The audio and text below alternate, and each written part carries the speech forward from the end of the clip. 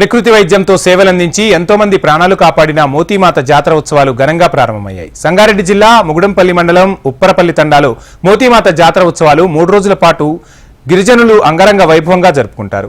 మొదటి రోజు తీపి, రెండవ రోజు మేకలతో నైవేద్యం పెట్టి అమ్మవారికి మొక్కులు చెల్లించుకుంటారు. ఇక్కడికి వచ్చి అమ్మవారిని దర్శించుకుని మొక్కులు చెల్లించుకుంటే కోరిన కోరికలు నెరవేరుతాయని భక్తుల ప్రగాఢ విశ్వాసం. తెలంగాణతో పాటు మహారాష్ట్ర, కర్ణాటక రాష్ట్రాల నుంచి భారీగా వచ్చి గిరిజనులు ఈ ఉత్సవాల్లో పాల్గొంటారు. బంజారా దుస్తులు ధరించి ఆటపాటలతో ఉత్సవాలను జరుపుకుంటారు. 200 ఏళ్ల క్రితం ప్రజల అనేక రోగాల బారిన పడి మరణిస్తుంటే వనమూలికలతో నాటువైద్యం చేసి ఎంతో మంది ప్రాణాలను కాపాడిన మోతీమాత ఇక్కడే దేవతగా వెలిసిందని గిరిజనులు నమ్మకంతో జాతర ఉత్సవాలు జరుపుకుంటారు. ప్రతి ఏడాది ఈ ఉత్సవాలను ఘనంగా నిర్వహిస్తారు. 2 రోజుల పాటు జరిగే ఉత్సవాలకు అధికారులు అన్ని రకాల ఏర్పాట్లు పూర్తి చేశారు.